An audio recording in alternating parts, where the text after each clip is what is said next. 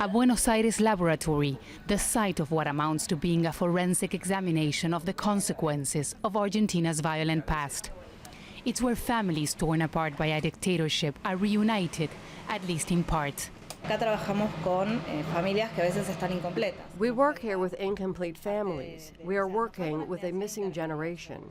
We have the grandparents, and we try to focus on the mother's side because it is more consistent. But if that is not enough, we try everything else. Thousands of people were killed during the military rule in Argentina.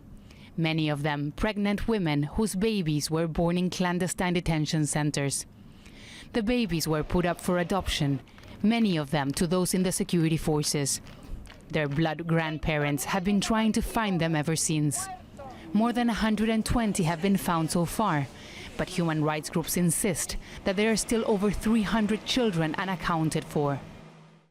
People here tell us that they treat each case like a puzzle where they have to match the DNA taken from blood samples or from bone samples like the ones that you can see here between families who are trying to find their grandchildren and women who were disappeared by the dictatorship.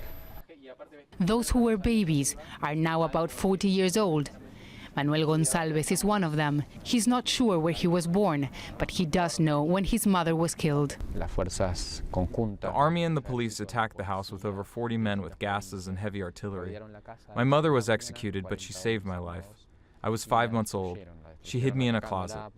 I was taken to a hospital and left in police custody, and then I was given up for adoption. Manuel never met his real grandparents until he was 20 years old, and now is working to help others locate theirs. We also use a lot of investigation and documentation and approach people that are now old enough to go and take a test, and many of them are willing. It is difficult in a way. It helps your life to make sense again. And much of the work is done here, a place that receives around 120 people every month who come to find out their origins. In the past, we had time because the grandmothers were young. When we find a grandchild, the first thing I think is the grandmother alive? This is aside from science. It's about changing people's lives now. We have a few grandmothers left, and we are working against time. It's more than 30 years since the end of the dictatorship in Argentina, but the consequences of what happened then is still being felt by this country and so many families. Teresa, Al Jazeera, Buenos Aires.